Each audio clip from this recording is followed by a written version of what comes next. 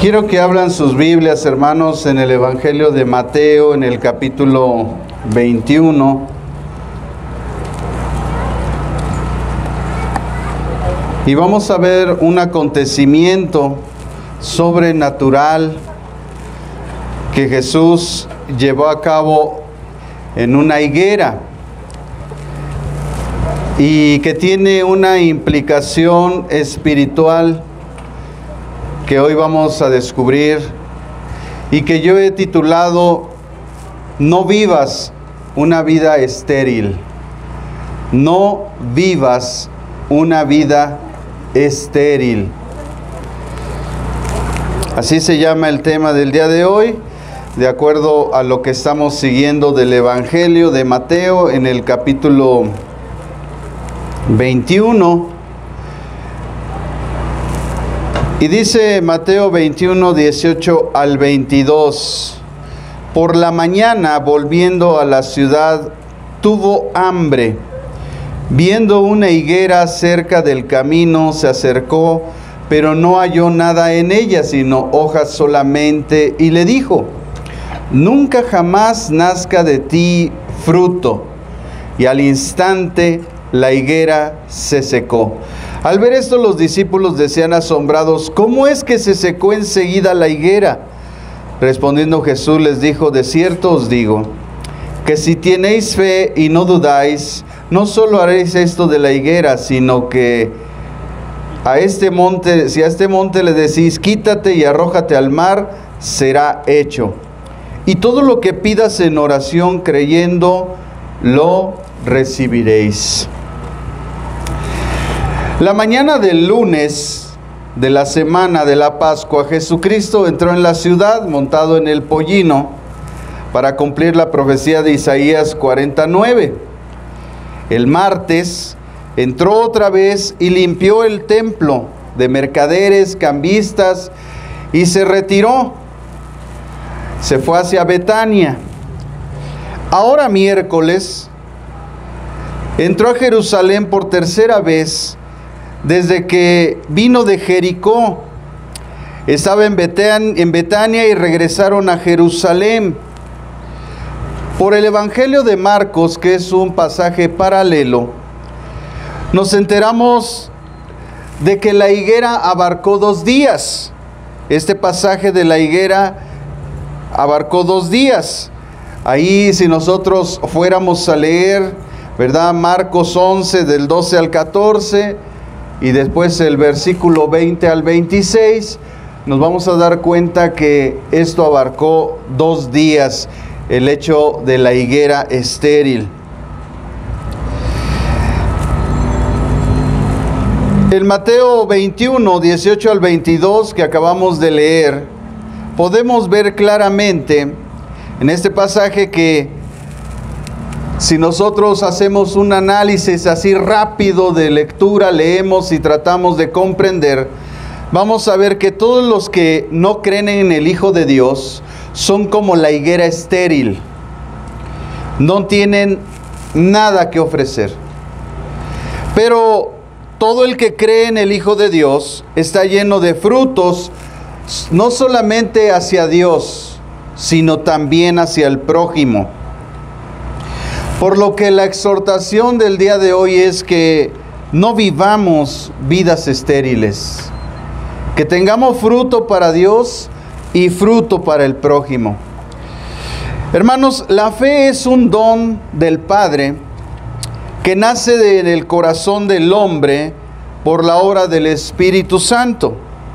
Y esta debe ser siempre viva y no permitir que se seque.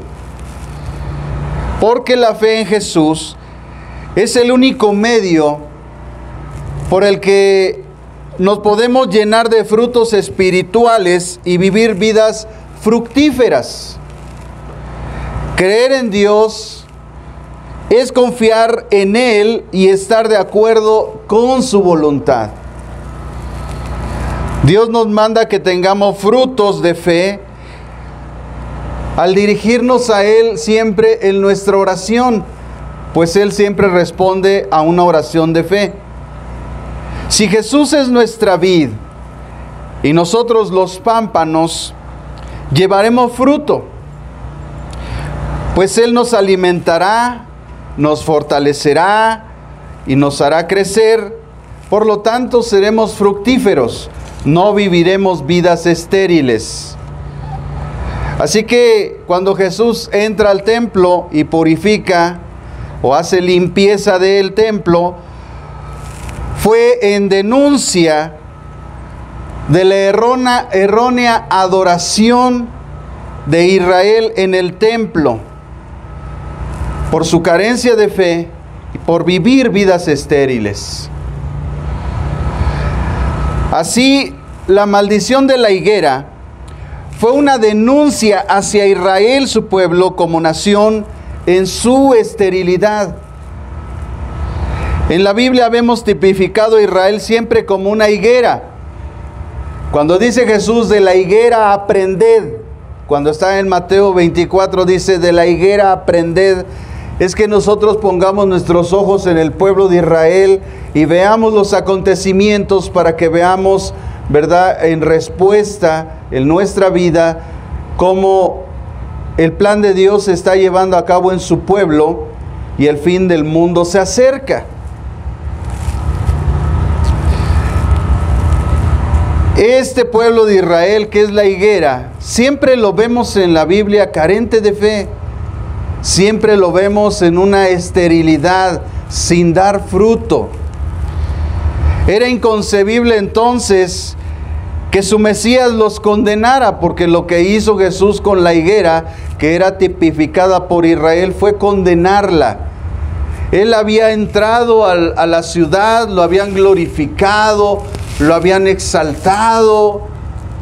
Después va a su casa, al templo, y halla que hay un verdadero relajo ahí en el templo. La gente solamente está haciendo negocios. La gente no va con una actitud correcta de adoración, de alabanza, de agradecimiento a Dios, sino que la gente iba por religiosismo, para cumplir, porque es domingo, porque todas las religiones tienen un punto en que convergen y se reúnen. Pero esa no es la actitud que busca Dios de nosotros. Él busca que seamos adoradores en espíritu y en verdad. Que vengamos con una actitud correcta a la iglesia, que guardemos reverencia, que honremos al Hijo para que Él no se exalte en su ira. Así como dice el Salmo 2, que honremos al Hijo para que no caigamos bajo su furor. Que tengamos esa actitud correcta de venir a la iglesia a adorar al Rey, a glorificarlo, a honrarlo, a darle gracias. En ese sentido de que Dios ha hecho muchas cosas por nosotros. Cuánto nos ha bendecido, cuánto nos ha protegido, cómo nos ha fortalecido, cómo nos ha ayudado en nuestra vida, en las diferentes circunstancias. Así que aprendemos que ¿a dónde quedaron entonces todas esas alabanzas? Todas esas honras que le dictaron a Jesús después de Él señalar la mala actitud de ellos en la casa de Dios. Seguramente, hermano, esa gente no quería un Mesías así, ni tampoco un rey así. Porque ellos querían ser liberados de la opresión de los romanos. O al menos eso era lo que ellos pensaban que iba a venir a ser el Mesías. Pero el Mesías venía a liberarlos del pecado, de la raíz de todos los males, de donde está el problema del ser humano. Pero para eso tenía que señalar lo que estaba mal. Es por eso que cuando una persona o una iglesia se está acercando cada vez más a la santidad de Dios, más defectos salen. Entonces no se piense que porque en una iglesia hay situaciones es porque estamos mal. No, es porque precisamente la presencia de Dios está ahí y Él saca todo lo malo. Porque todo lo malo tiene que ser purificado.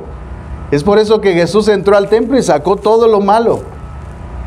La presencia de Dios en Jesús se acercó al templo y se vio todo lo malo del templo. La gente estaba acostumbrada a vivir vidas así. La gente estaba acostumbrada de vez en cada año subir al templo en la Pascua y hacer todos los rituales y ofrecer los sacrificios, pero la actitud del corazón fue lo que Jesús condenó. Está bien cuando venimos a la iglesia, está bien cuando servimos, pero tenemos que tener una actitud de adoración, una actitud de honra, una actitud de respeto, porque el Espíritu Santo, aquel que nadie puede blasfemar, y hay de aquel que blasfeme al Espíritu Santo, porque dice la Biblia que ese pecado no va a ser perdonado. Gente ofendió a Jesús, gente ofendió a Dios, pero Dios no va a permitir que alguno de nosotros ofenda al Espíritu de gracia. Y Él está aquí esta mañana. Él está tratando de tocar tu corazón, de hacer cambiar tu actitud, tus malos pensamientos. Él te está confrontando con tu pecado, porque todo lo malo tiene que salir del templo. Nosotros somos templo del Espíritu Santo. El Señor habita en nosotros. Tiene que salir todo lo malo de nuestra vida. Dios nos aceptó, como dijimos veces pasadas, así como veníamos, pero Él no nos quiere así como somos. Él nos quiere lavar, nos quiere limpiar, Él quiere sacar todo eso que nos estorba en nuestra vida, así como lo hizo en el templo. Pero también Él no quiere que vivamos vidas estériles, sin dar fruto. Es por eso que Jesús encuentra esa higuera y la maldice, porque no ve fruto, porque ya llevaba tiempo sembrada. Y mucha gente tiene mucho tiempo en la iglesia, pero no da fruto. Y tal no da fruto que sigue con ese mismo carácter, esa misma actitud, esos malos pensamientos, esos mismos pecados, esas malas acciones, no da fruto. Vivirá en maldición. La sentencia de la gente que no da fruto es que vivirá en maldición. Eso es lo que Dios nos está enseñando en este pasaje. Él no desea que vivamos vidas de maldición, estériles, sin fe, sin fruto. Él desea que tengamos fe, que tengamos fruto, que vivamos vidas fructíferas para no entrar en maldición. En la Biblia vemos siempre tipificado a Israel como esa higuera carente de fe y de frutos del Espíritu, una nación estéril. Y tristemente hasta hoy sigue igual. No han recibido al Mesías. Cuando Jesús no hace como la gente espera, porque la gente esperaba ser redimidos de Roma, no del pecado, cuando ahí estaba la raíz de su problema, cuando Jesús no hace lo que la gente quiere, su confianza desaparece. La confianza de la gente desaparece. ¿Dónde entonces queda su vida? No quieren a ese Mesías ni a ese rey. Como los religiosos de la época de Jesús, ellos tampoco lo quisieron a Él, lo rechazaron.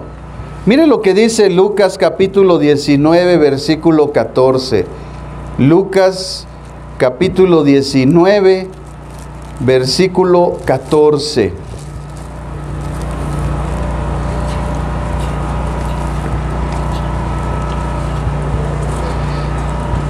Dice, pero sus conciudadanos lo odiaban y enviaron tras él una embajada diciendo, no queremos que éste reine sobre nosotros.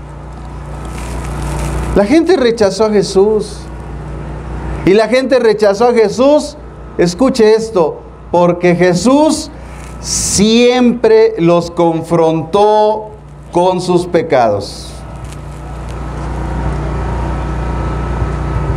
Por eso mataron a los profetas, porque los profetas no solo advirtieron de las cuestiones que el pueblo iba a experimentar, sino que los confrontaron con el pecado, y por eso los mataban.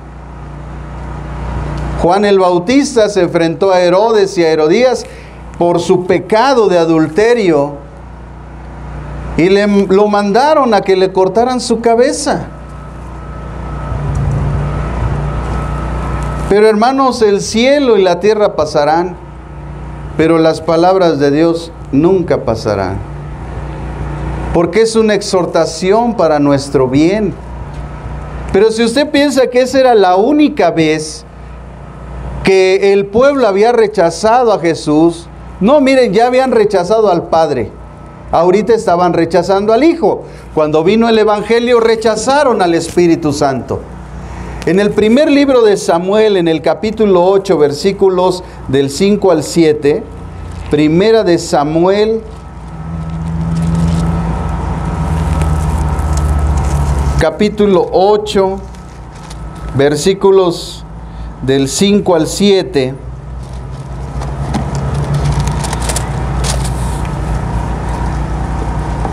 Dice la Escritura, y le dijeron: tú has envejecido y tus hijos no andan en tus caminos.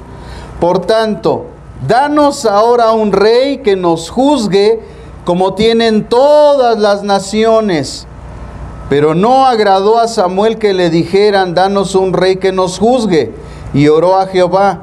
Y dijo Jehová a Samuel: oye la voz del pueblo en todo lo que ellos digan, porque no te han desechado a ti, sino a mí me han desechado para que no reine sobre ellos. Miren, hermanos, ¿qué había acontecido? Samuel, él había hecho jueces que gobernaran al pueblo de Israel.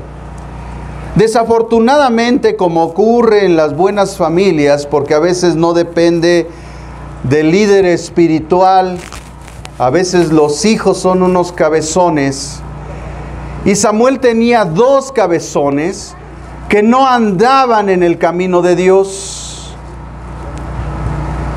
Entonces el pueblo juzgó a Samuel por causa de sus hijos.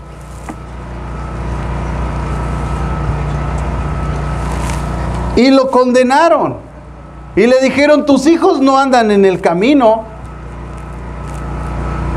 Pero Dios había puesto a Samuel.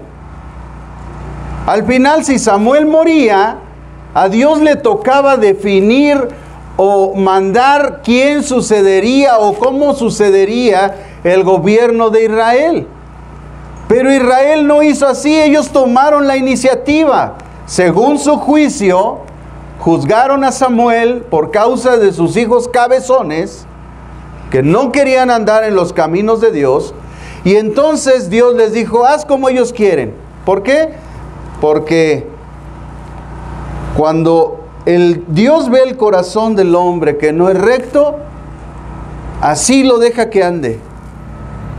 Y dice: hazles caso, porque no te han desechado a ti, Samuel, porque tú no estás aquí por bueno, ni tampoco por causa del testimonio ni tuyo ni de tus hijos, es por mi gracia. Ya no te han desechado a ti, Samuel, me han desechado a mí. Si el pueblo de Israel, que ya después, ¿verdad?, Dios les pone un rey llamado Saúl, y Saulito lo primero que impuso fue que toda la gente tenía que ponerse con su cuernito,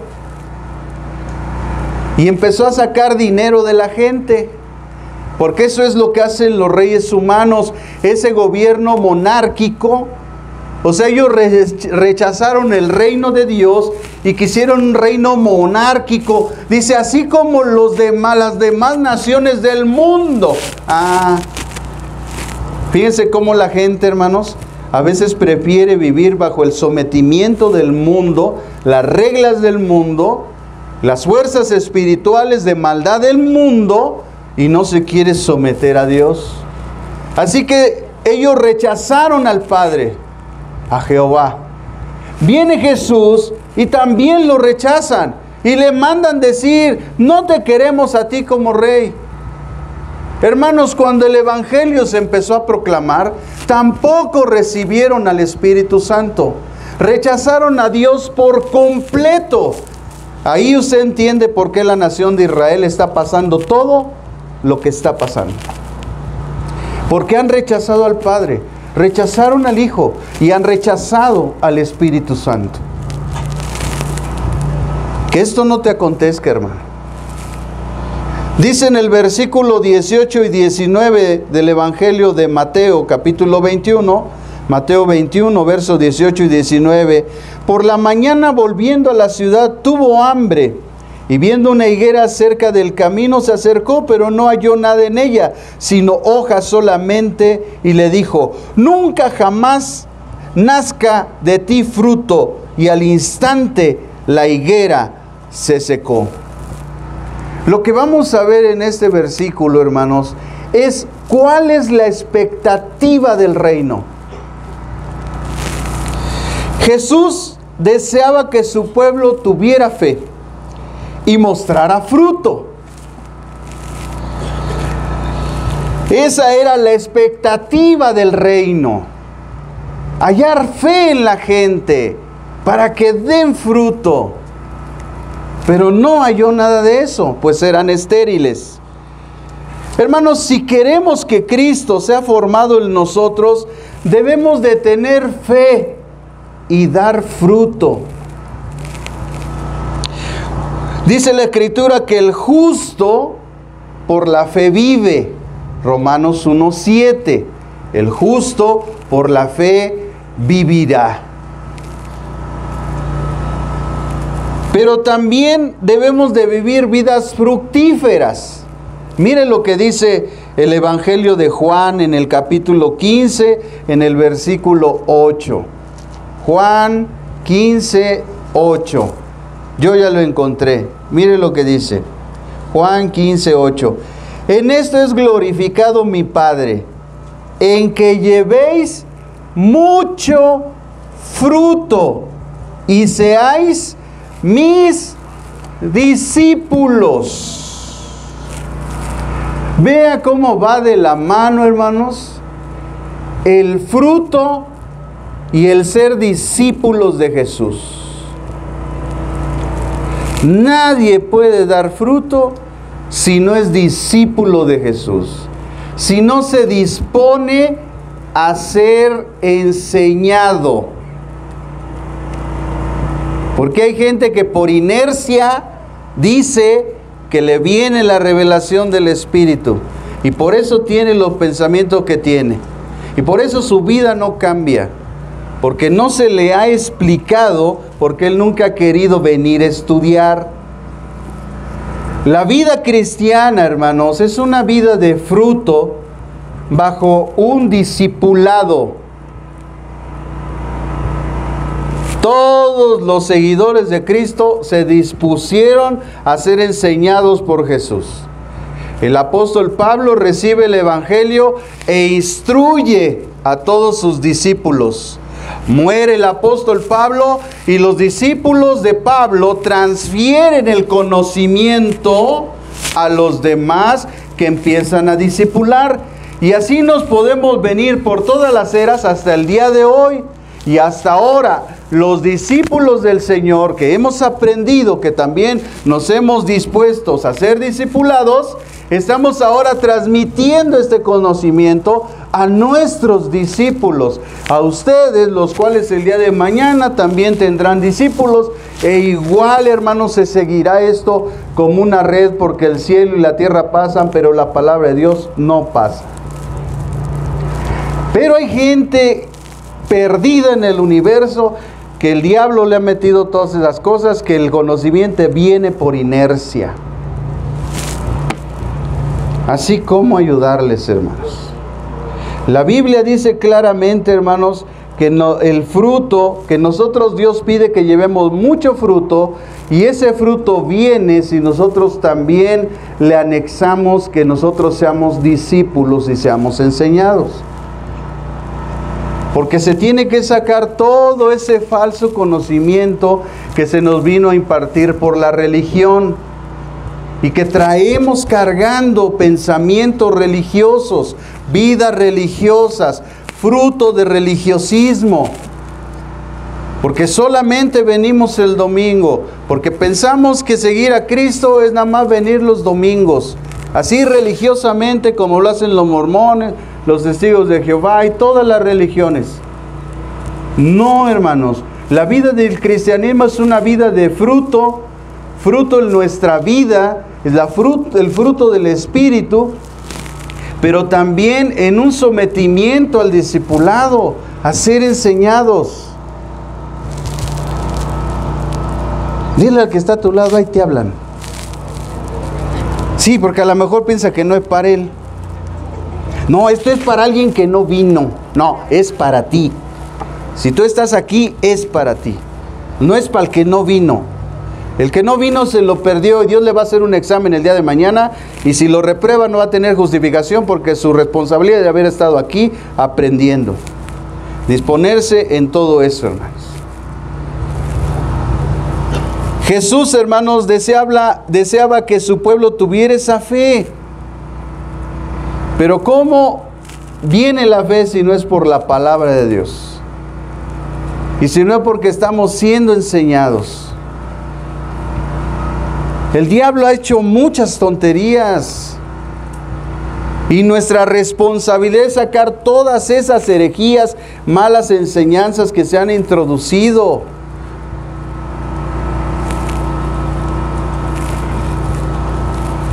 Tenemos entonces, hermanos, que ser fructíferos. Vemos que más que un sentimiento de Jesús, al ver una higuera que no daba fruto, más que esa necesidad humana, era una necesidad del reino. Porque estaba el rey ahí parado ante la higuera. Y él deseaba que esa higuera tuviera algo que ofrecerle al rey.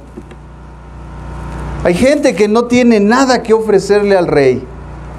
De verdad, yo a veces estoy allá atrás, estoy observando las actitudes y no están en una actitud de adoración. Están comiendo moscas. En vez de que estén aquí en su espíritu buscando a Dios, diciéndole: Señor, tócame, bendíceme. No. Están viendo quién se movió, quién parpadeó, pasó el perro, pasó el coche. No tienen nada que ofrecerle al rey. Dios va a buscar algo que tú le ofrezcas, porque Él es el rey. Él llegó a la higuera y no vio nada en ella, puras hojas. Y ahorita vamos a ver qué simbolizan esas hojas. Es característico de la palabra de Dios que usa símiles para que nos muestre cosas espirituales que debemos de comprender. Así, amados hermanos,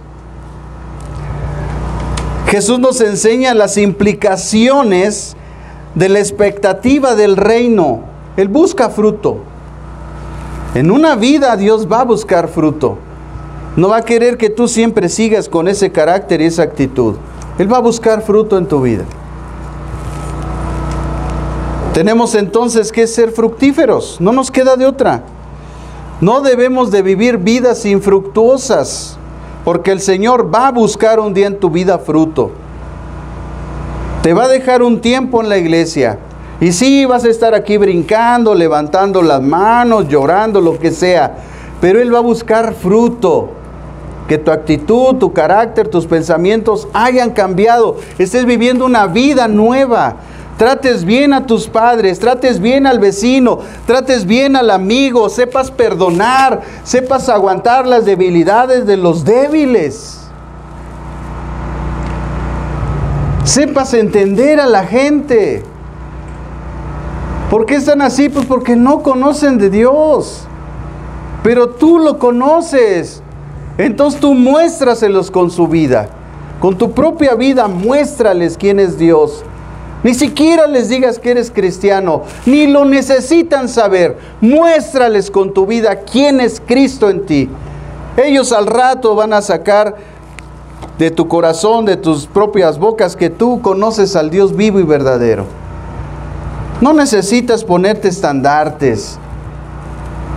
solamente muestra que tu vida es diferente a la de este mundo, que tú no vives bajo el gobierno de este mundo, tú vives bajo el gobierno de Dios. Tú eres un hijo del reino. Esa es la expectativa del reino de Jesús, que su iglesia dé fruto, que nosotros demos fruto.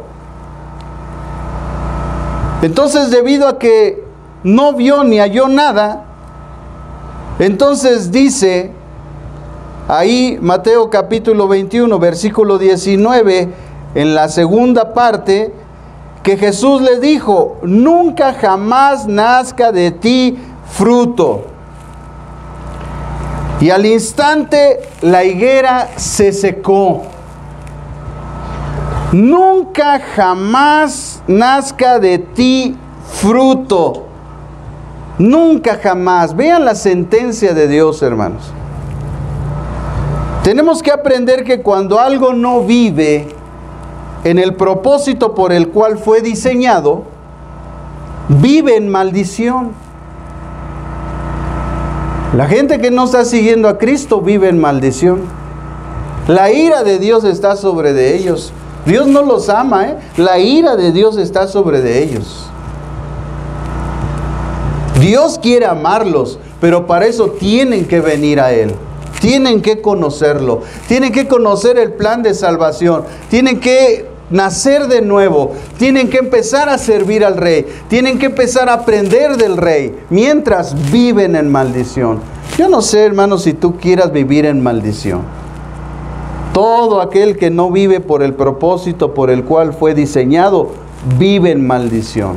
Es echado a la basura. Una licuadora que no sirve la tiras a la basura. Un plato que se rompe lo tiras. Una taza que se rompe lo tiras, porque ya no tiene propósito. No sirve más. Cuando un hijo de Dios no da fruto y no vive de acuerdo al propósito de Dios, vive en maldición, aunque venga aquí todos los domingos. Si no se cumple el propósito por el cual somos diseñados, vamos a vivir en maldición y vamos a ser gente estéril. Marcos justificó a la higuera. Oye, Marcos justificó a la higuera. Mira lo que dice Marcos capítulo 11, versículo 13. Marcos 11, 13. Sí, porque siempre la gente se justifica, o alguien los quiere justificar. No, es que tiene poco tiempo. No, pues en el tiempo de Dios, y así están justificándose. Bueno, no fue la excepción, hermano. Marcos capítulo 11, versículo 13, dice que Marcos dijo: viendo a lo lejos una higuera que tenía hojas, fue a ver si tal vez hallaba en ella algo, pero cuando llegó a ella nada halló sino hojas, pues no era tiempo de higos. Vean, hermanos, siempre por qué usa la gente la justificación del tiempo. En el tiempo de Dios. En el tiempo, hermanos, Dios no vive en un tiempo, Él vive en la eternidad, Él habita la eternidad. Nosotros nos regimos por tiempo, Él no. Nosotros, mientras más hagamos la obra, más nos vamos a evitar problemas, tristezas y sufrimientos. Dios sabe que nosotros Él nos ha puesto un camino perfecto que tenemos que caminar, pero cuando nos desviamos sufrimos. Eso no lo quiere Dios, pero el camino marca la voluntad soberana de Dios.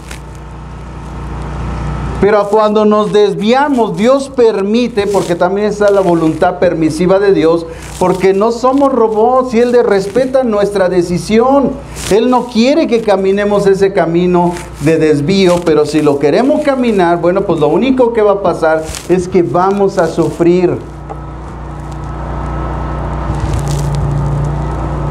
Dios no desea que las jovencitas se casen con un incrédulo. Dios no desea que los jóvenes se casen con una incrédula. Pero si eso es lo que quieren, lo va a permitir Dios y van a sufrir. Pero no le echen la culpa a Dios de su sufrimiento, porque Él ya les advirtió. Dios quiere que nosotros perdonemos para que no se hagan raíces de amargura, de odio y de rencor.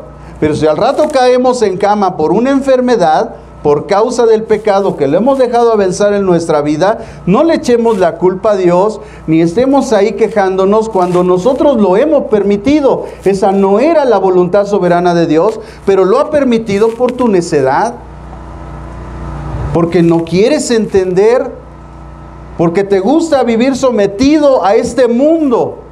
Sabemos que somos de Dios, pero el mundo entero está bajo el maligno. Y eso no lo debemos de perder de vista. El mundo entero está bajo un sistema espiritual satánico que energiza a la gente de mal, de perversidad, de pecados, que esclavizan a la gente. Dios no quiere eso, pero si eso es lo que tú buscas, eso vas a tener. Pero no le eches la culpa a Dios y no digas, nada, Dios no existe. Si existiera, entonces ¿por qué me pasó esto? Porque tú, fíjate lo que hiciste. Dios te dio una orden, Dios te puso un principio, te puso un mandamiento y tú lo mandaste a volar. Por supuesto que puedes violar las leyes humanas, algunas, sí puedes, pero la ley de Dios nadie la va a violar. Y el que la viole va a sufrir sus consecuencias, sea hijo o no sea hijo, va a sufrir las consecuencias. El hijo pródigo eso hizo.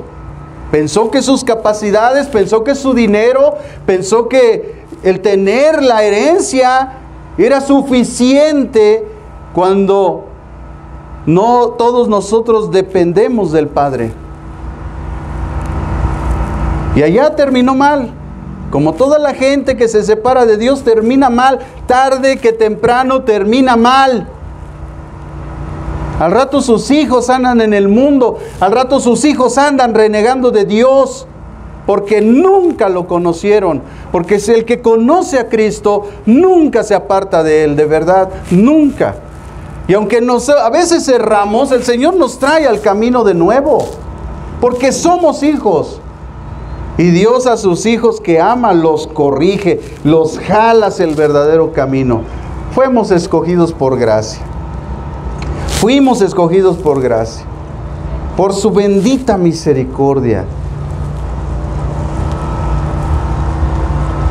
Jesús un día anterior, hermano, había reprendido en el templo a los líderes y la gente del templo que hacían mercadería porque actuaban como la gente del mundo. Tenían sus propios intereses, se afanaban en sus negocios, no tenían reverencia en el templo y peor, su corazón estaba apartado de Dios. No había rectitud. Era una cueva de ladrones. Así el diagnóstico de Jesús con la gente que iba al templo es que ellos habían convertido el lugar de oración, el lugar de comunicación con Dios, el lugar de reverencia a Dios, el lugar donde la Shekinah, la presencia de Dios descendía para dar bendición y dirección al pueblo, la habían rechazado por su falta de rectitud.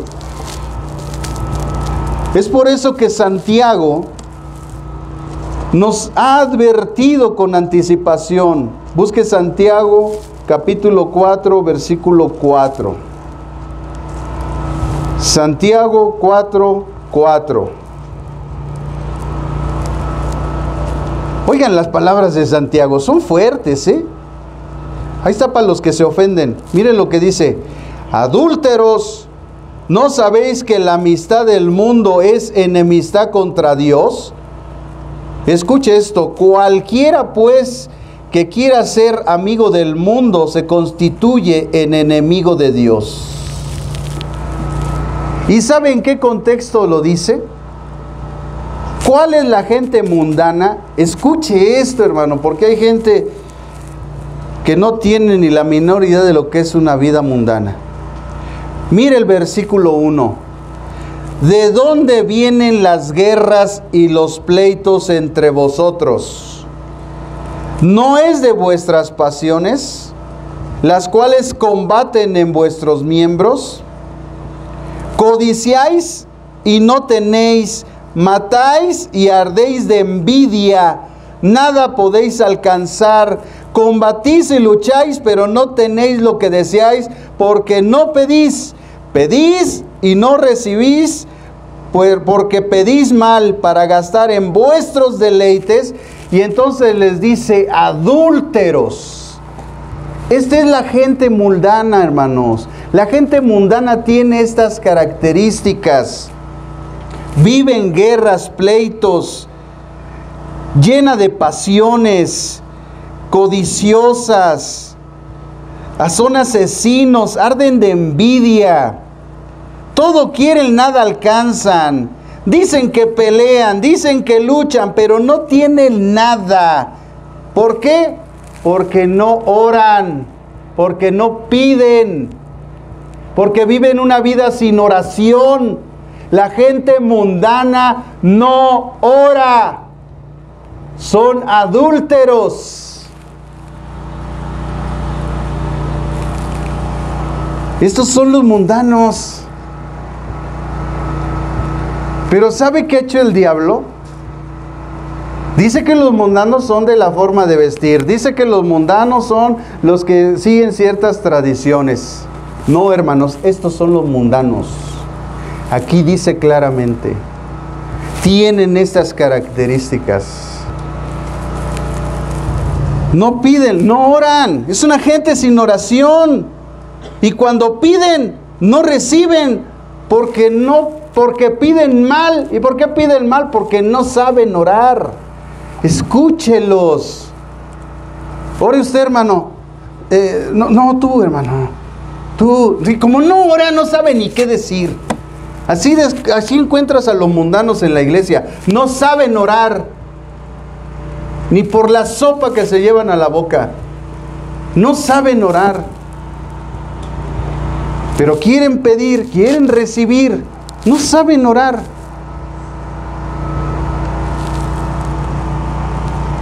Cuántas veces escuchaba yo cuando era congregante un hermano, cómo oraba, de verdad yo me admiraba y decía, wow, qué bárbaro este cuate. Ya me le acerqué, hermano, enséñame a orar. Me abraza, me dice, ven, te voy a decir cómo. Sí, hermano, dígame cómo le hace. Se acerca y me agarra y me dice, orando. ¿Quieres aprender a orar? Ponte a orar. Es como un niño, empiezas a balbucear. Dices tonterías en tu oración, pues es como un bebé. Todavía no has ejercitado eso. Pero en la manera que empiezas a orar, en la manera que te empiezas a comunicar con Dios, el Espíritu Santo ve tu necesidad y Él te empieza a guiar en tu oración. Él te dice lo que tienes que decir. Él te dice todo lo que tienes que decir, cómo lo tienes que decir, hacia dónde dirigir tu oración. Pero eso se adquiere orando. La gente mundana no sabe orar. Les da miedo orar. Les da vergüenza orar. Son mundanos, son adúlteros. El día que la gente descubra el poder de la oración, Jesús lo dice en este pasaje, lo vamos a ver más adelante. El poder de la oración, pero no como la gente espiritualoide la usa, como debe de ser, como lo enseñan las Escrituras. Ahorita lo vamos a ver. Dios, hermano, solamente le había pedido 3 cosas a su pueblo. Mire lo que le dijo en Deuteronomio capítulo 10, versículo 12. El libro de Deuteronomio, capítulo 10, versículo 12. Son de los primeros 5 libros de la Biblia, hermanos. Génesis, Éxodo, Levítico, Números, Deuteronomio. Capítulo 10, ahí en el versículo 12, miren lo que dice. Ahora pues, Israel, ¿qué pide de ti Jehová tu Dios?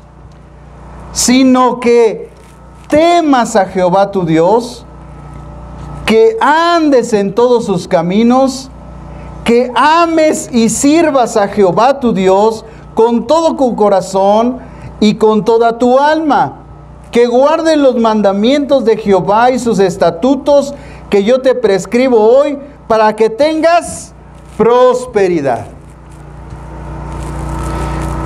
Aquí claramente, hermanos, si lo resumimos en 3 palabras, es justicia, santidad y rectitud. Lo único que pide Dios. Justicia, santidad, rectitud. Si tú caminas en los mandamientos de Dios, estás en santidad. Si tú amas a Dios, vives en justicia. Y si tú haces lo que Él te está mandando, vives en rectitud. Justicia, rectitud y santidad. Se traduce este versículo. Eso pide Dios, eso pidió Dios a su pueblo. Pero Jesús, al venir al pueblo en el templo, solo halló hojas. O sea, la higuera es una tipificación de Israel.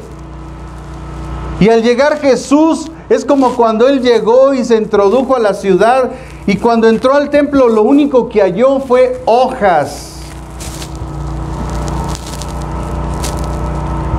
Las hojas representan lo externo,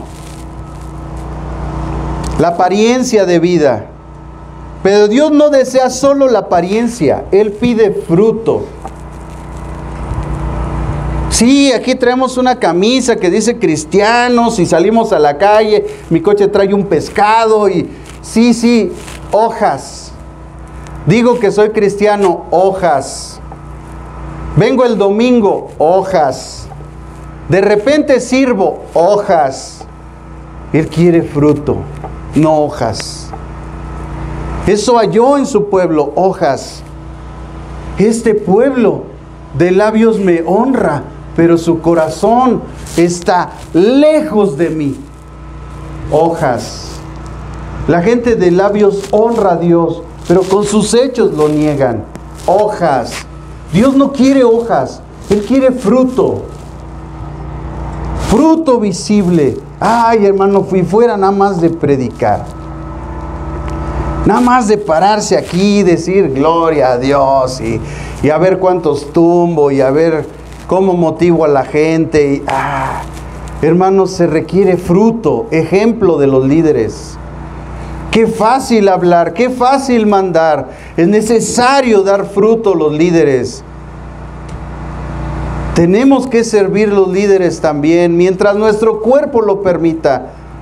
Oye, ya cuando ande con un bastón, hermanos, si Dios me permite, ya aunque quiera agarrarte a bastonazos, ni te voy a alcanzar. Pero ahorita sí te alcanzo. Entonces ahorita sí te doy. Es mejor, hermanos, un árbol de bonitas hojas o un árbol que tiene fruto. Tú no vives de hojas, tú vives de fruto. Oye, estás en un desierto, te encuentras un árbol y tiene bonitas hojas. Qué bonitas hojas. Pero de eso no vas a vivir. Pero si te encuentras en un desierto un árbol y ahí hay un árbol con fruto, tú vas a vivir de ese árbol. La gente no debe de vivir de apariencias, sino de fruto. Tú no puedes vivir así, aparentando lo que no eres. Tienes que dar fruto. No puedes pasarte la vida cuchicheando, no puedes pasarte la vida chismeando, no puedes pasarte la vida criticando, no puedes pasarte la vida así. Estás sin fruto. Dios no quiere que vivamos vidas estériles.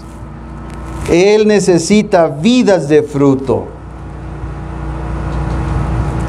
Así que Jesús, hermanos, condenó tremendamente a la higuera. Dice el versículo 20, al ver esto los discípulos decían asombrados, ¿cómo es que se secó enseguida la higuera? Hermanos, la autoridad de la palabra de Jesús y su poder está tipificado en este versículo. Por eso decimos que la palabra de Dios tiene poder. Porque lo que está escrito aquí no son nuestras obras, es la obra de Dios. Es las palabras que Dios declaró, no son nuestras palabras. Yo no te aconsejo a mis palabras, te aconsejo lo que dice Dios. es el poder de Dios, es la autoridad de Dios. No es mi autoridad, no son mis palabras, es la palabra de Dios.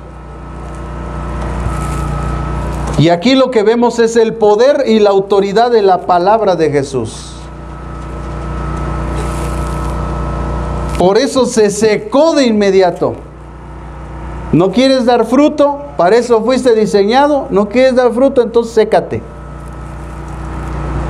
Y vamos a ver vidas de hermanos que estuvieron en la iglesia y hoy están secos allá afuera. Sin Dios, sin esperanza. Viviendo vidas secas, sin fruto. Incluso algunos de ustedes vinieron por causa de ellos y en ese momento por su buen testimonio. Pero ahora, ¿dónde están? Secos. Porque pasó el tiempo y vino Jesús a la iglesia y no halló fruto. No halló fruto en ellos. Así que dictó la palabra y se secaron. Hermanos, Dios vierte la palabra con dos propósitos: para salvación y para juicio. Cuando nosotros no hacemos la voluntad de Dios, a pesar de que el domingo se está exhortando a un cambio y no se hace, un día te vas a secar. Tu misma vida de maldición te va a llevar a secarte, a vivir vida estéril.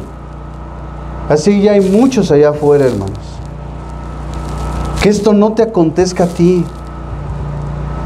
Haz como el salmista: caerán a mi lado 1000, a mi diestra 10,000, mas a mí no llegará. Yo no sé los demás, pero en mi casa y yo serviremos a Jehová. Jehová dio, Jehová quitó, bendito es el nombre de Jehová. Vivimos vidas fructíferas en la palabra de Dios.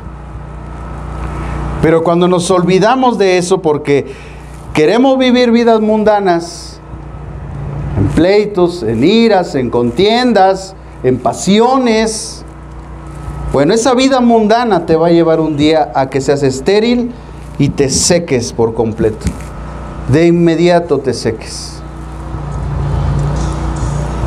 La palabra, las enseñanzas de Jesús son para bendición, hermano. Siempre he dicho que la Biblia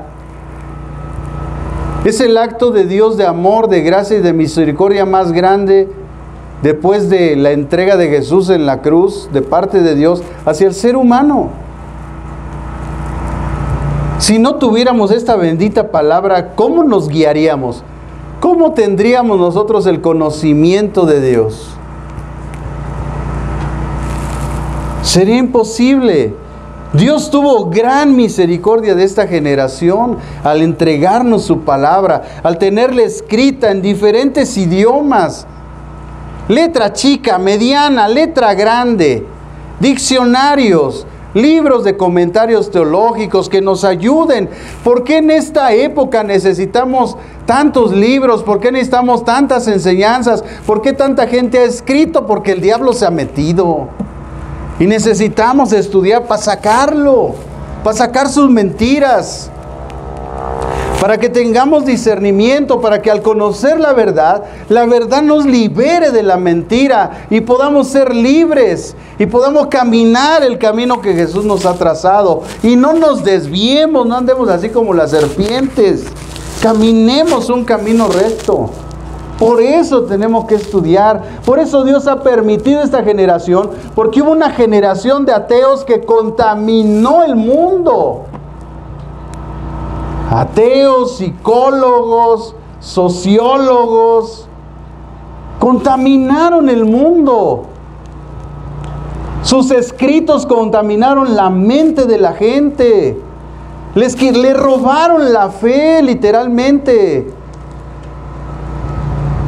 Y Dios siguió trabajando y a pesar de que quisieron destruir este bendito libro, no lo pudieron lograr ni lo van a lograr. Y cada año la Biblia es un bestseller, es el libro más vendido en el mundo cada año. Pero eso no lo dicen, no, tampoco dicen de la marcha de los cristianos cuando hacen la marcha de gloria en el distrito, tampoco hablan de eso. No andan hablando de las marchitas donde van 300 gentes ahí a exigir sus derechos, dicen, todos perversos ahí exigir sus derechos, 30, 40 ya naciendo, y eso sí lo pasan en la tele. Pero una multitud de 5,000 personas alabando, glorificando, exaltando el nombre de Dios, no lo ponen, porque el mundo entero está bajo el maligno. Pero si Dios lo ve, con eso nos basta. Y lo seguiremos haciendo sin cansancio, porque nosotros no lo hacemos para que lo hagamos en la tele, lo hacemos porque Cristo vive. Entonces vivir sin la palabra, hermanos, nos hará como la higuera estéril y seremos destinados a secarnos un día. Por eso se sorprendieron los discípulos, porque vieron la autoridad y el poder, aunque no lo discernieron. ¿Por qué se secó de inmediato? ¿Por qué? Porque la palabra de Cristo tiene poder. Oye, cuando tú lees las palabras de Cristo, no es cualquier cosa, ahí hay poder. Eso despierta tu fe, eso fortalece tu espíritu. Confía, yo he vencido al mundo. Llega una fortaleza. No temas, así como te han despreciado, a mí me despreciaron primero. Te fortalece. Ellos no discernieron eso, nada más vieron, se secó, y tú se secó de inmediato. Entonces Jesús, en el verso 21, les pone un principio tremendo de reino. Respondiendo Jesús les dijo: de cierto os digo que si tenéis fe y no dudáis, no solo haréis esto de la higuera, sino que si a un monte le decís quítate y arrójate al mar, será hecho. Este versículo, ¿cómo lo usan los falsos predicadores para tonterías, hermano? ¿Qué está diciendo Jesús aquí, hermano? Primero dice, no solo haréis esto de la higuera. Entonces tenemos que regresarnos, ¿qué hizo en la higuera? Hizo una declaración de condenación, pues él era el precursor del reino. Entonces, ¿qué está diciendo Jesús? Que nosotros, si tenemos fe, podemos dictar sentencias en las cosas del reino. Eso está diciendo Jesús, pero la gente, hermano, le inventa cosas. Entonces se refiere a dictar una sentencia condenatoria en el reino al ser embajadores de Dios, si es que se requiere.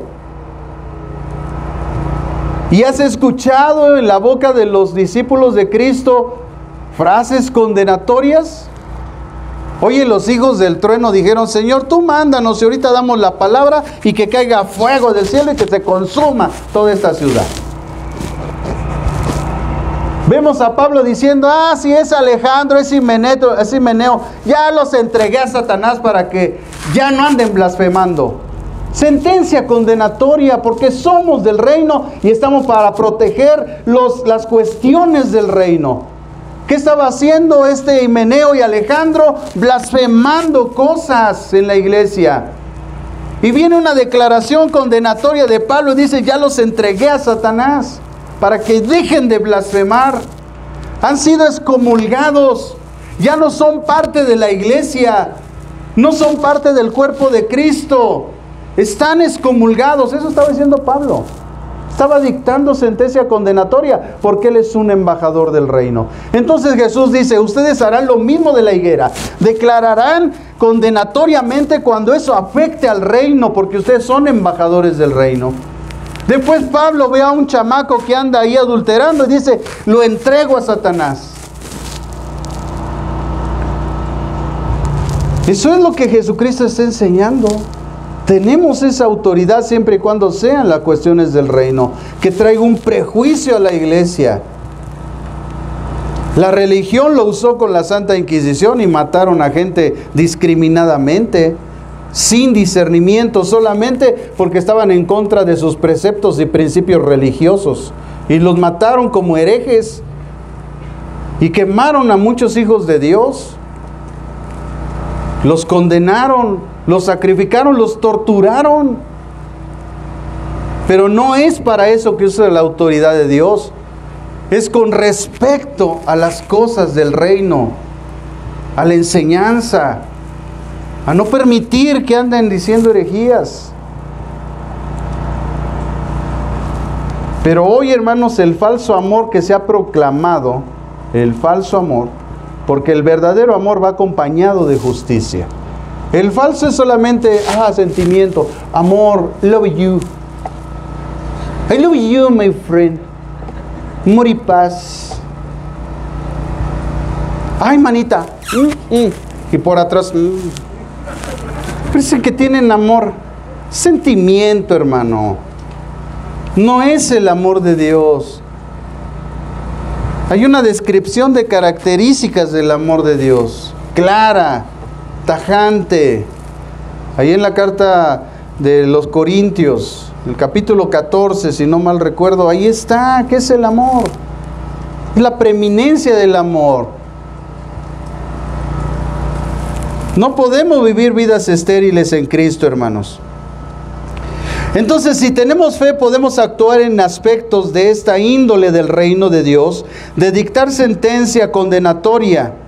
Por eso dijo Jesús, nunca jamás nazca de ti fruto. Estaba condenando a su pueblo. Habían transgredido la ley, miren, hermanos, se había transgredido un pacto basado en mandamientos, preceptos, principios. Y Malaquías, que fue el último profeta, que también se echaron al plato, los había ya condenado. Les había dicho, malditos son con maldición.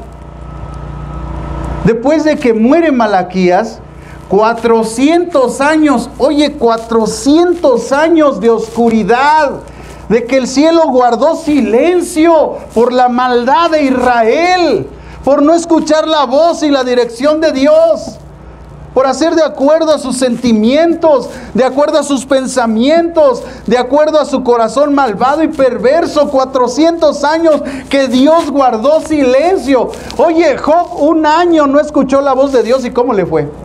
400 años de oscuridad, donde Dios ya no habló, hasta que vino Juan.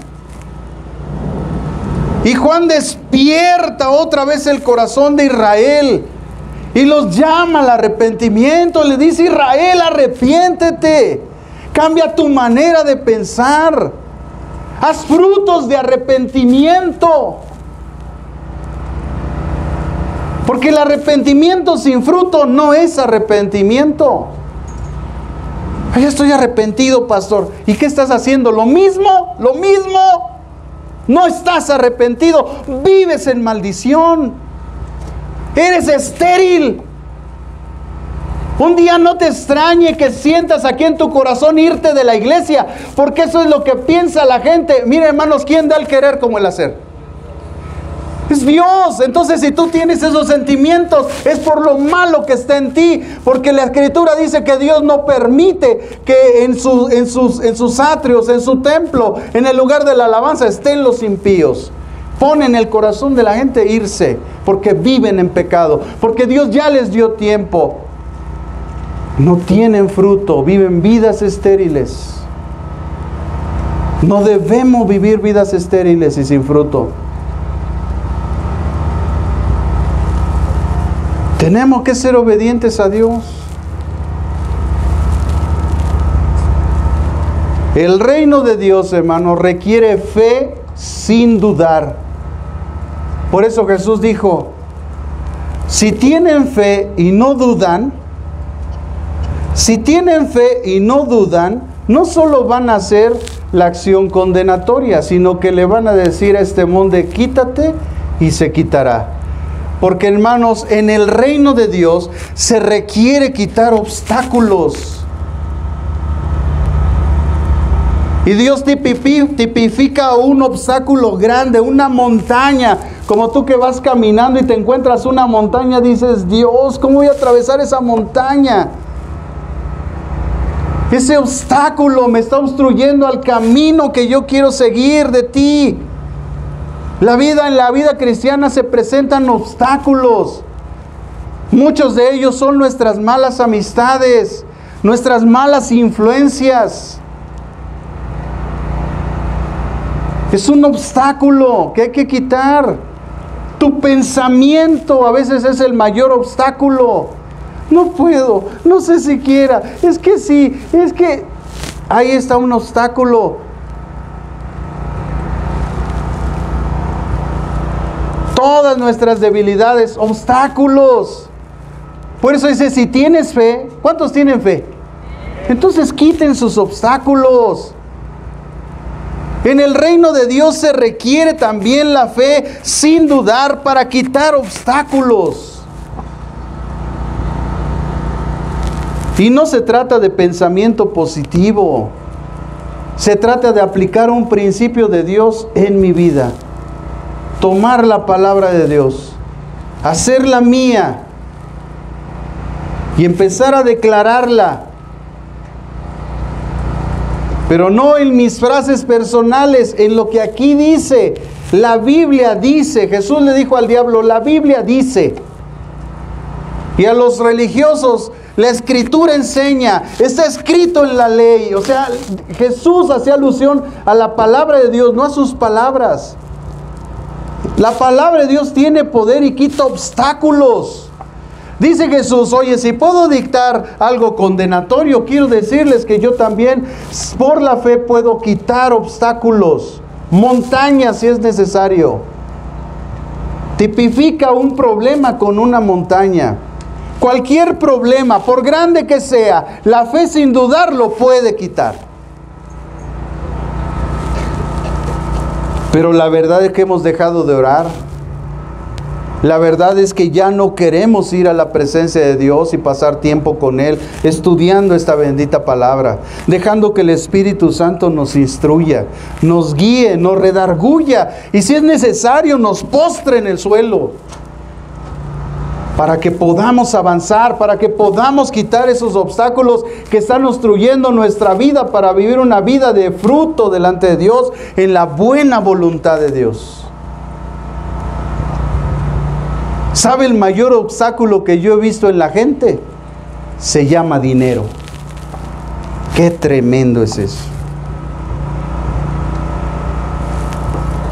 Quite ese obstáculo. Es una necesidad, pero no es primordial. Dios puede sacar las cosas de otro lado. Pero así hay mucha gente en las iglesias que tienen ese problema. Se han dejado atar con las deudas. Están gastando más de lo que ganan, porque no se administran. Viven endeudados, entonces ¿qué va a pasar? Que nunca van a tener. Están atados. Entonces, si tenemos fe, podremos actuar en los aspectos de esta índole del reino de Dios, de dictar sentencia condenatoria, pero también de quitar obstáculos. Eso está enseñando Jesús a sus discípulos, porque ellos iban a enfrentar todo eso. A ellos les iba el Señor a permitir dictar sentencia condenatoria cuando fuera necesario, pero también quitar obstáculos. Los metieron a la cárcel, oraron y salieron de la cárcel. Ya los andaban persiguiendo y se escaparon. Y podemos leer el libro de los Hebreos en el capítulo 11 y vamos a ver todo lo que hicieron los discípulos de Jesús.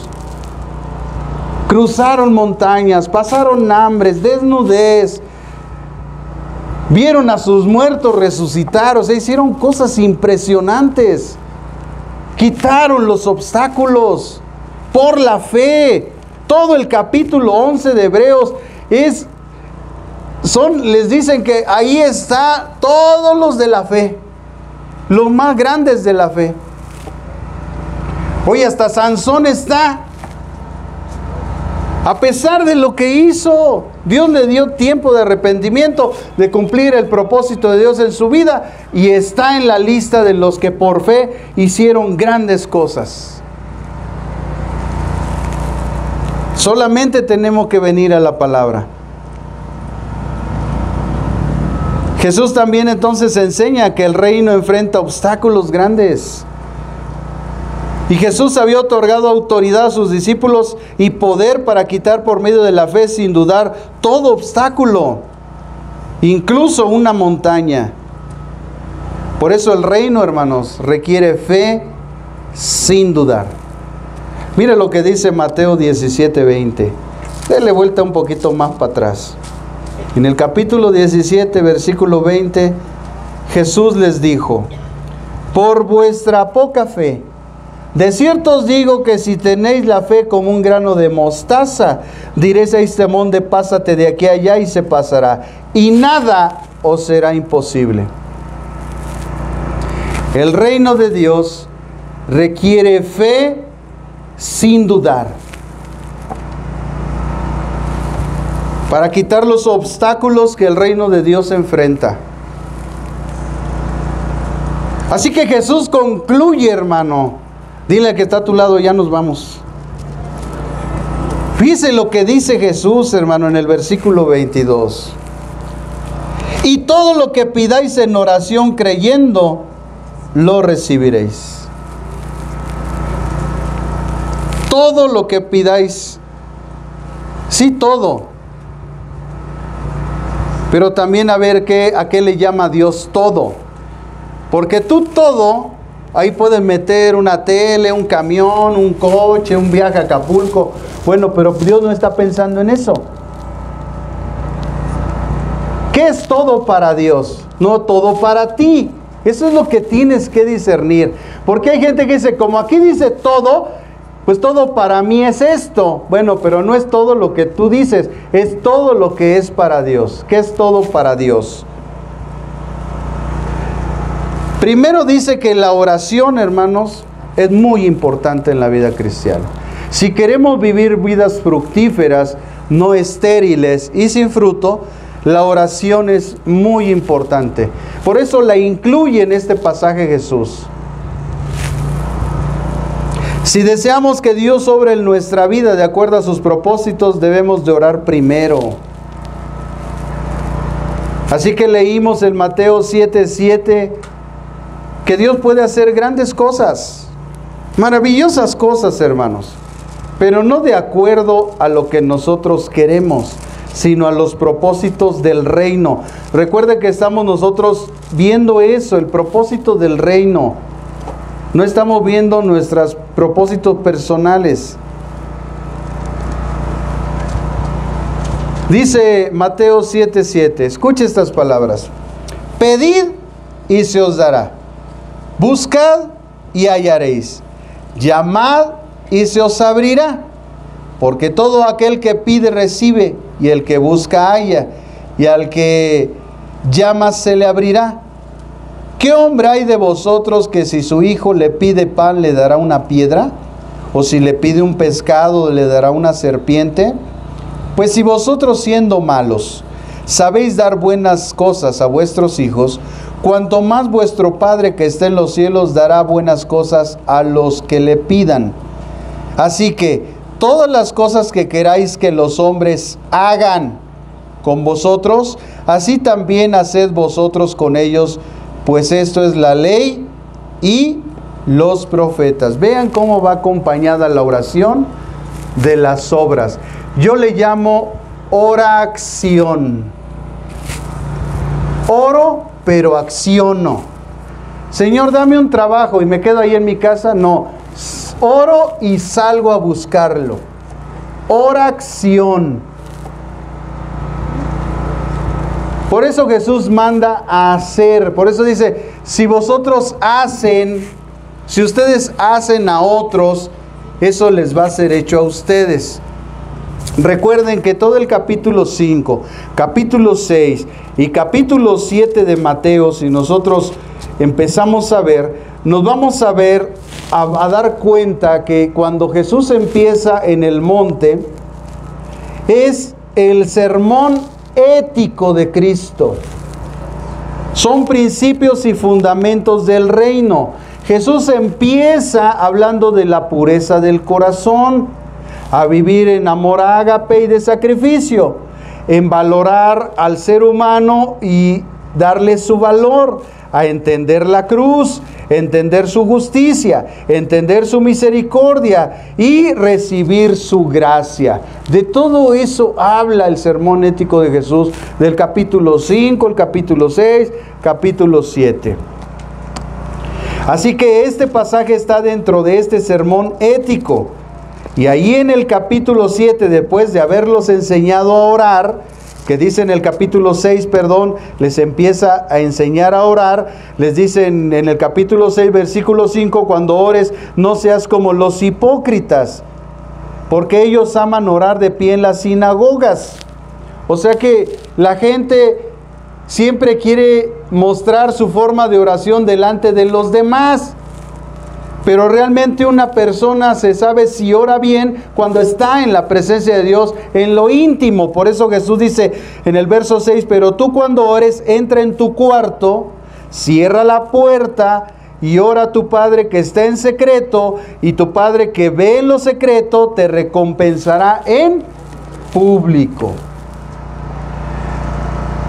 Así que la gente se quiere lucir orando delante de la gente, pero realmente donde se ve que sabes orar es cuando estás delante de Él. Ahí en lo secreto. Ahí que salgan tus mejores frases y vas a ver cómo el Señor va a callar tu boca. Y te va a decir, cállate, escúchame a mí. Yo ya sé lo que me vas a decir. Antes de que salga palabra de tu boca, yo ya sé lo que vas a decir. Escúchame. Lo que necesitas es escucharme. Ya sé que tu vida afanosa tiene muchas necesidades materiales, pero quiero que me escuches a mí.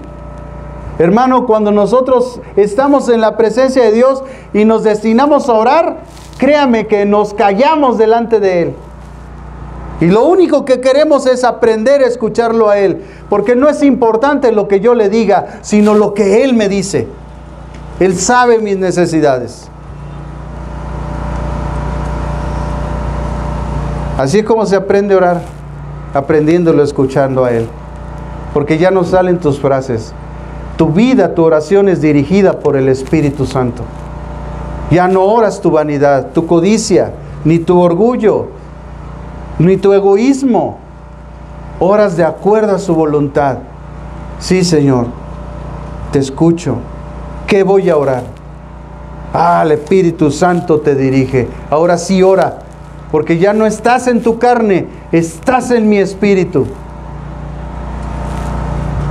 Te vas a dar cuenta, hermano, que ya no vas a orar de acuerdo a lo que tú pides o quieres. Ya no en una forma egoísta, sino en los propósitos del reino de Dios. Daniel se retiró a orar para saber los propósitos del pueblo de Israel. Él pudo decir, Señor, libéranos de Nabucodonosor. Señor, estamos oprimidos. Señor, el gobierno. Señor, esto, la maldad, esto. Y no, él dispuso su corazón para conocer los tiempos de Dios. ¿Cuánto tiempo? Viene el ángel y le dice, 70 semanas están establecidas. No, les da una profecía que ahorita los teólogos están en jaque con eso. Y tienen un montón ahí de situaciones, de interpretaciones que tienen. Tremenda profecía. Ni él mismo pidió para él. Él fue guiado por el Espíritu Santo, porque hay cosas más importantes que tus problemas personales. Si tú piensas que estás sufriendo, hay gente que allá afuera está sufriendo más. Asómate a ver ahí el país de Ucrania. Eso es necesidad, hermano. No las cosas que tú estás viviendo. Ahí están sin comer, no tienen dónde vivir. Todo está destruido. ¿Qué estará comiendo la gente? Andan vagando sin rumbo. Las familias destrozadas. Las familias vagando. Ahí en otros países. ¿Quién sabe sufriendo los hijos de los soldados? Los soldados enfrentando hambres, desnudez, frío. Viene el invierno, ¿cómo van a pasar todo eso? Eso es sufrir, no lo que tú estás pasando. Pero hay gente que hace un mar en un vaso de agua de su vida, porque no tiene fe, porque no vive una vida fructífera delante de Dios. Vivir entonces, hermanos, así es vivir sin fruto, es vivir estériles. Eso no debe de acontecer en nuestra vida. Nuestra oración debe ser guiada por el Espíritu Santo, para no orar con egoísmo, y podamos orar de acuerdo a su voluntad, en estos principios. Ahí te van dos nada más, para finalizar, hermano. Romanos 8:26. Escucha esto, hermano. Romanos 8, versículo 26. Acababa de decir Pablo qué es andar en el Espíritu y qué es andar en la carne. Acababa de decir que los que tienen al Espíritu son aquellos que están viviendo en esa vida espiritual, que son guiados por el Espíritu de Dios, que son hijos de Dios.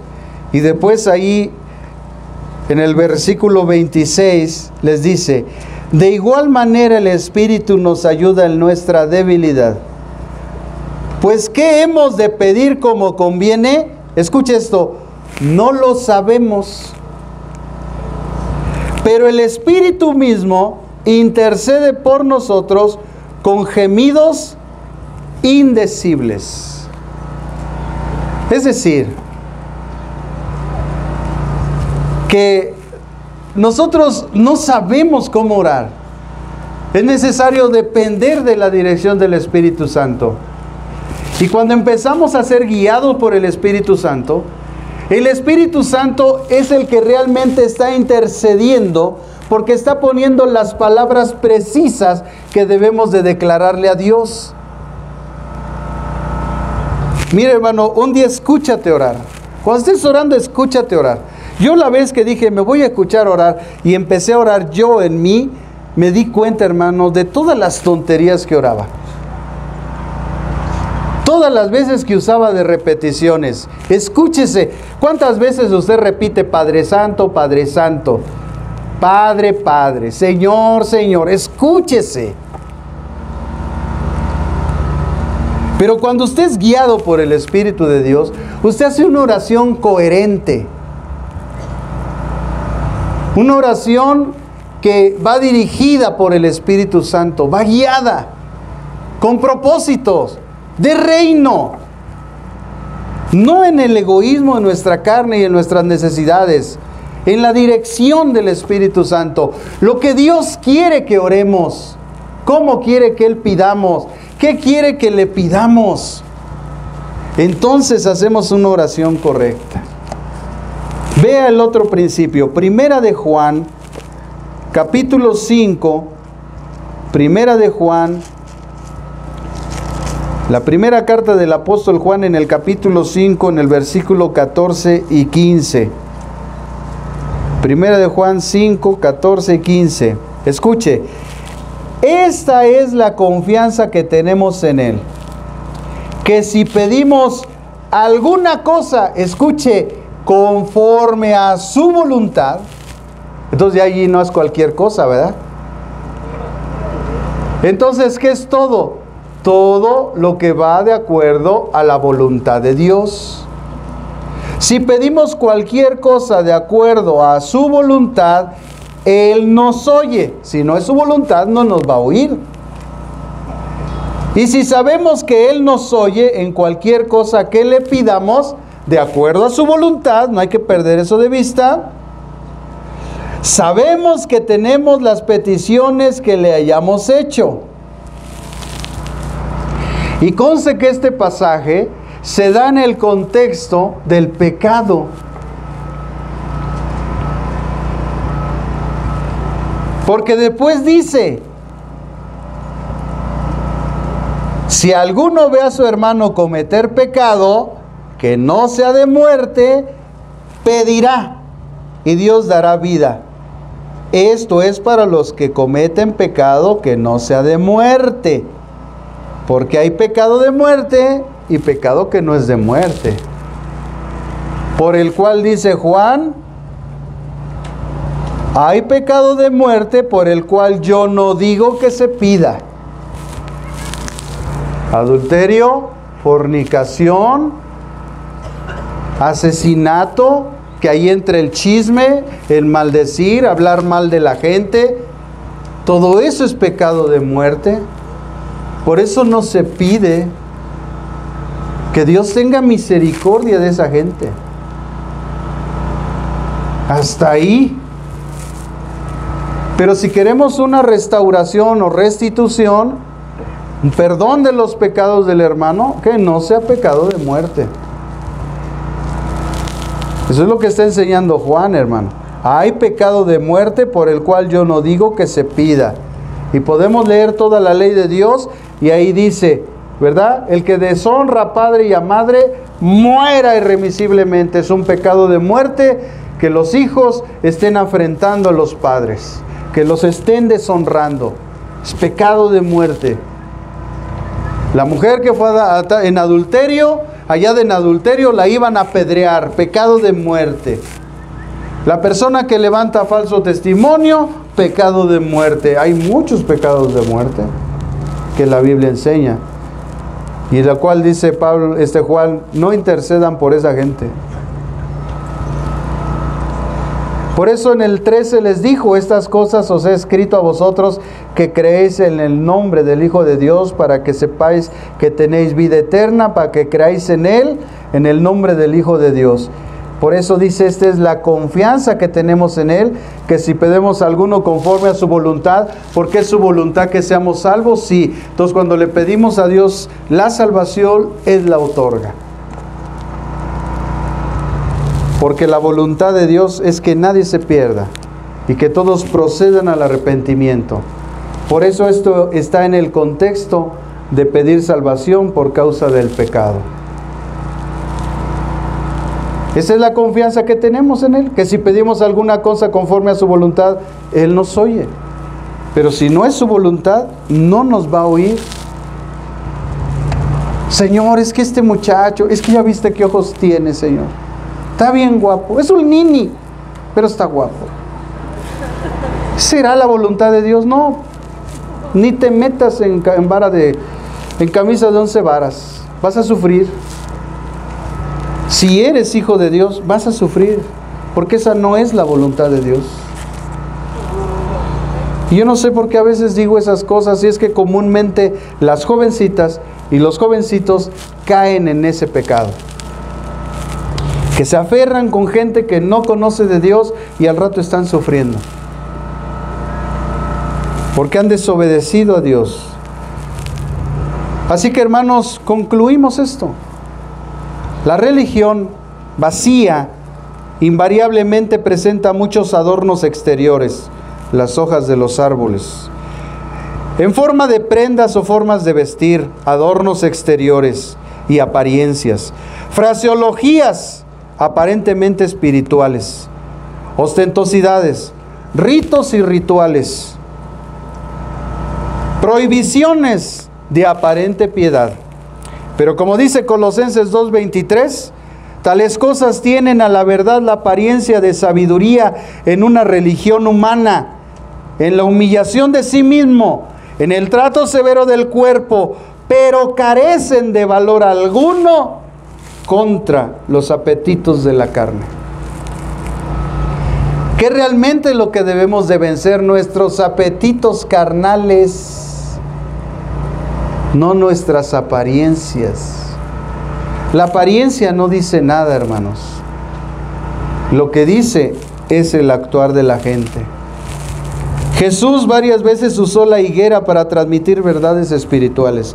Dios es paciente y tiene disposición para con nosotros, pero en algún momento de tu vida Él va a buscar fruto. No sea que ese día te sentencie y te quedes estéril y te seques. Dios da mucha oportunidad, hermano. Todo el tiempo que la gente está en la iglesia es una oportunidad de Dios para formación, para transformación, para un cambio de mentalidad, un cambio de vida. Pero cuando la gente no da fruto, entonces la sentencia de Jesús está en su boca. Nunca más, nunca jamás des fruto. Y tan es así que vea las almas de la pobre gente que gustó de la palabra de Dios, gustó de la presencia de Dios, pero ahora están sin fruto allá afuera, secos espiritualmente. Dios es paciente entonces, tiene disposición para con nosotros, pero en algún momento, hermanos, pide fruto. Entonces aprendamos. Israel entró en maldición por su falta de fe y su esterilidad. Lo voy a repetir. Israel, aprendamos esto. Israel entró en maldición, no que Dios quisiera maldecirlos. Ellos entraron en maldición por su falta de fe, su esterilidad. Y hermanos, que nada de esto el Señor permita que acontezca en nuestra vida y en nuestros corazones. No vivamos vidas estériles y sin fruto. Recuerde que la Escritura dice que por su fruto se conoce la persona. No puede un árbol bueno dar frutos malos. El hacha ya está puesta y todo árbol que no da fruto será cortado. Ojalá, hermanos, esta exhortación nos alcance a todos nosotros, yo me incluyo, para que podamos cambiar lo que tengamos que cambiar. ¿Sabe lo que Dios espera solamente de nosotros? La disposición de nuestro corazón. Cuando escuchamos el llamado de Dios a nuestro espíritu venir a Cristo, Él todavía puso esa disposición. La influencia del poder del Espíritu Santo por el Evangelio de nuestra salvación dispuso nuestro corazón para que pudiéramos escuchar la voz de Dios y decir: yo recibo a Cristo como el Señor y el Salvador de mi vida. Ahora es lo mismo. La palabra de Dios tiene que hacer que nuestro espíritu esté dispuesto para cambiar lo que en nuestra vida tiene que cambiar. Todos somos tentados. Aquí no hay nadie que no sea tentado. Pero eso no es pecado. Pecado es caer en la tentación. Jovencita, puede haber allá un chavo, ojos azules, ojos verdes. No hace nada en su casa, pero tiene buena apariencia. Tiene hojas, aunque no tiene fruto. Y estás enamorada de él. Ya te habló bonito. Pero no busques la apariencia, busca el fruto. Jovencito, tal vez una jovencita te está llamando la atención. Claro, lo que primero nos atrae es la belleza de la mujer. Y tal vez ya estás ahí en la querencia y digas, pero no mires las hojas, fíjate en su fruto. Si hace el quehacer, si lava su ropa. Oye, hermana, la verdad me gusta su hija, pero si hace el quehacer, ¿usted me recomienda a su hija? Mira, no te la recomiendo. Yo nada más te advierto que si te vas con ella, la vas a agarrar como es. Y fíjate que es una floja, llega tarde. Apártate de mí, Satanás, que me eres tropiezo.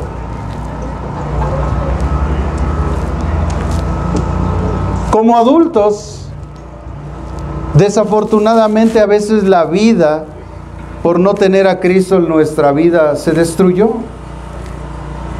Y a veces en las iglesias encontramos hermanitas que pues no tienen una pareja, están viviendo solas. Y la verdad, tenemos todo el derecho a rehacer nuestra vida siempre y cuando sea en el Señor.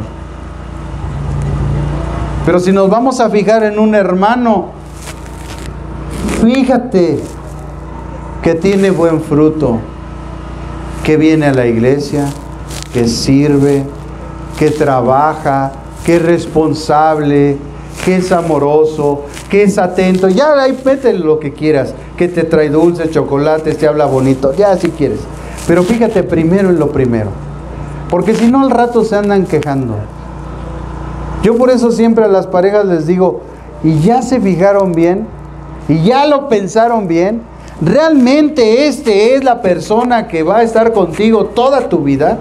Porque después de aquí, o sea, yo no voy a hacer un teatro y voy aquí a pararme enfrente de ustedes, presentarlos delante de mi Señor, haciendo un pacto de exclusividad, de fidelidad, de perpetuidad, de amor, para que al rato ya se quieran divorciar, ya se quieran separar, y es que ya no aguanto, y es que ya no quiero. No, ya te amolaste, porque se te dijo. Porque lo que tenemos que hacer es usar los principios de la palabra de Dios para discernir si esa persona nos conviene en la vida. Pero si no nos conviene, patitas, ¿para qué las queremos? Como José, échate a correr. Te va a hacer una vida de muerte toda la vida. Si es una persona realmente que ha demostrado fruto en tu vida, recibe la bendición de parte de Dios. Por algo Dios puso tus ojos en esa persona. Agarra la bendición, no la desprecies.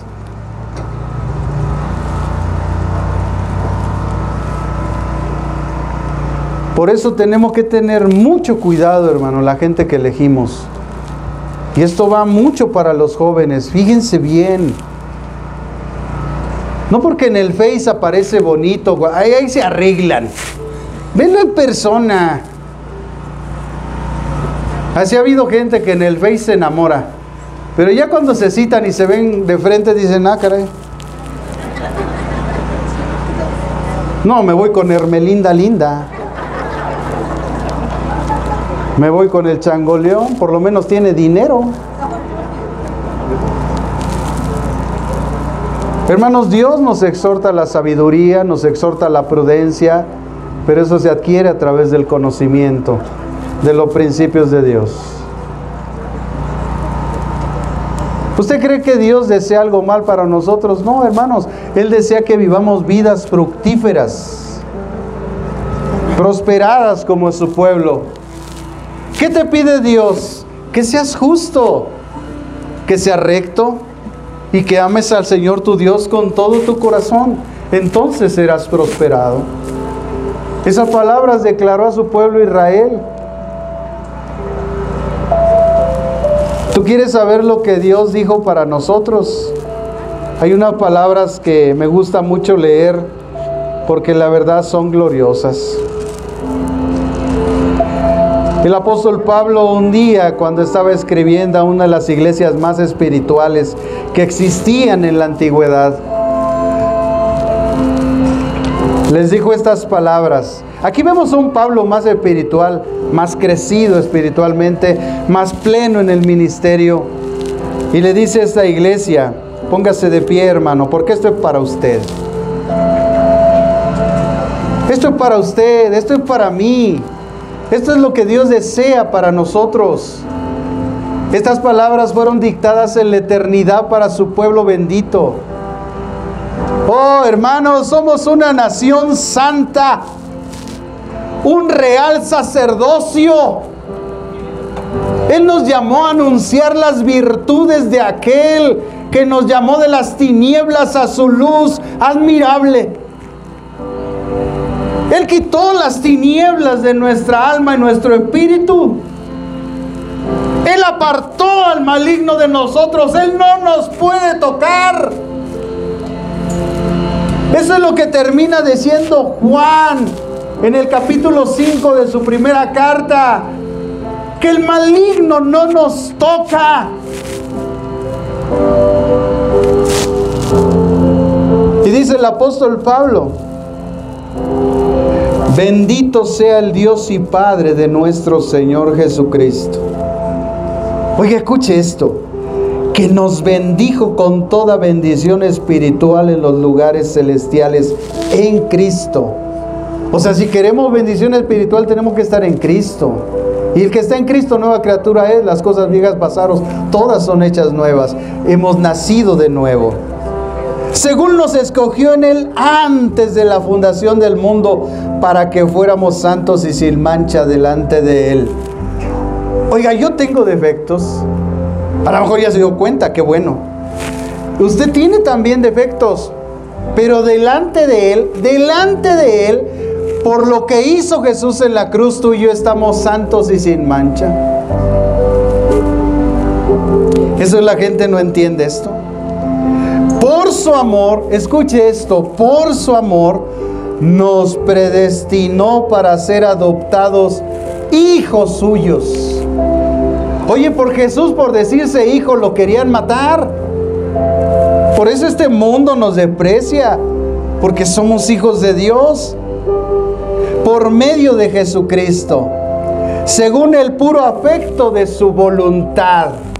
Oiga, aquí en México diríamos, porque a Él le dio la gana.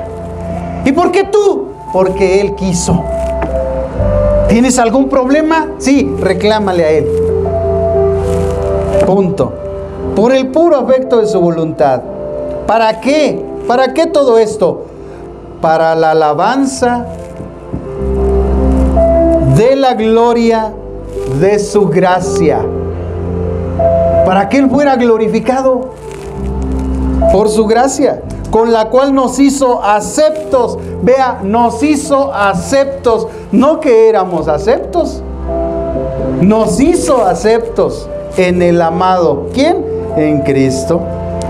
En Él tenemos redención. Escuche lo que tenemos: redención por su sangre, el perdón de pecados, según las riquezas de su gracia, que hizo sobreabundar para con nosotros en toda sabiduría e inteligencia. Él nos dio a conocer el misterio de su voluntad, según su beneplácito o su deseo, el cual se había propuesto en sí mismo, escuche, de reunir todas las cosas en Cristo, en el cumplimiento de los tiempos establecidos, así las que están en los cielos como las que están en la tierra.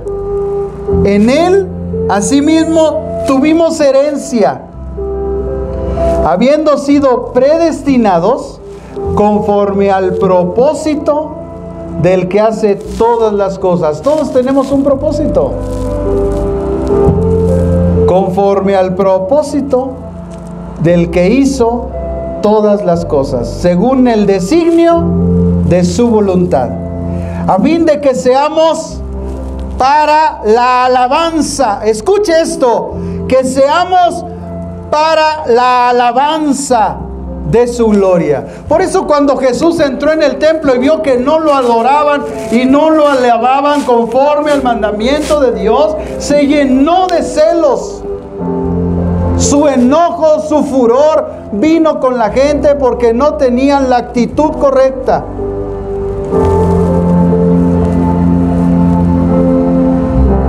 Nosotros los que primeramente, dice Pablo, esperamos en Cristo. En Él también vosotros, habiendo oído la palabra de verdad, el evangelio de vuestra salvación, y habiendo creído en Él, fuisteis sellados con el Espíritu Santo de la promesa, que es las arras de nuestra herencia. Por eso se usan las arras en el matrimonio, porque es un simbolismo de algo que se está ofreciendo. El esposo, viene el padrino de arras, entrega las arras y le dice a la mujer: Martita, te entrego estas arras como símbolo de mi fidelidad, de que voy a proveer todos los días en esta casa. Y esto te lo doy como anticipo. Bueno, pues Dios nos dio al Espíritu Santo, que es las arras, como anticipo. O sea, si queremos saber que todo lo que está aquí escrito es verdad, la certeza de eso es la presencia del Espíritu Santo en nuestros corazones. Bendito Espíritu Santo. Bendito Espíritu de Dios. Él es nuestra arra. ¿Hasta cuándo, Señor, está el Espíritu con nosotros? Hasta la redención de la posesión adquirida, para la alabanza de su gloria. Miren, hermanos, que todo lo que hizo Dios fue para que Él fuera glorificado. Por eso debemos de vivir vidas fructíferas, no estériles, sino fructíferas. Porque hay suficientes motivos para alabarlo y para glorificarlo. Todos tenemos situaciones y circunstancias. Conviértelo en un motivo para alabarlo. Confía en Él y Él hará. Él hará. Él hará. Levanta tu mano derecha, di conmigo, Él hará. Él hará. Él hará. ¿Por qué no cierras tus ojos y con tus manos levantadas le dices con todo tu corazón: Señor, yo sé que en mi vida hay obstáculos. Dame una vida fructífera de fe y confianza, sin dudar en tu palabra. Lo que tú has dicho se haga en mi vida. Espíritu Santo, sella mi espíritu con tu presencia, pues tú eres Dios.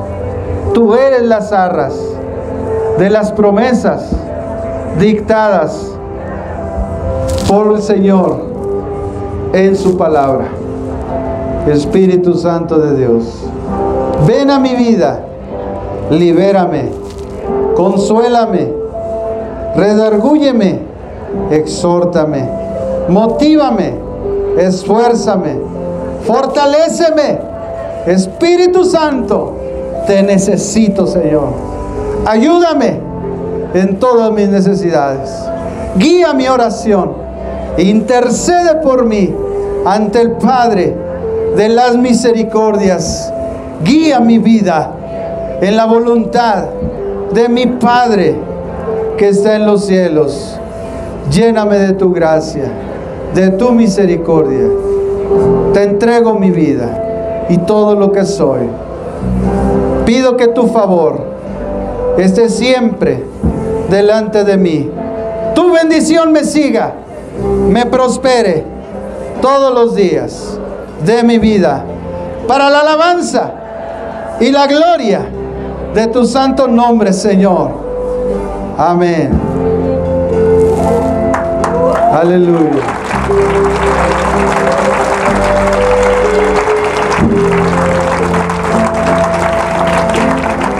Si hay alguien que venga por primera vez en esta mañana, yo quiero invitarte que vengas al frente y des un paso de fe y puedas recibir a Cristo como el Señor y el Salvador de tu vida. Y le puedas decir a Dios: aquí estoy, Señor, yo entrego mi vida a tu voluntad. Séllame con tu Espíritu Santo hoy. Si ese es tu caso, tú vienes por primera vez, yo te invito, ven. El Señor te está esperando. Él quiere bendecir tu vida. Él no quiere que vivas una vida sin fruto, estéril, en maldición. Él quiere que vivas vidas fructíferas. Que la gracia de Dios y su misericordia hoy toque sus corazones. Si tú vienes por primera vez, ven a Cristo. En el nombre de Jesús. En el nombre de Jesús. Hoy es tiempo y es la oportunidad de tu vida. La salvación es por gracia, no por obras. La Escritura dice: por gracia sois salvos por medio de la fe. Eso no es de vosotros, es un regalo de Dios, no por obras, para que nadie se gloríe. Bienvenida, Dios le bendiga, gracias. Dios les bendiga, gracias, Dios les bendiga.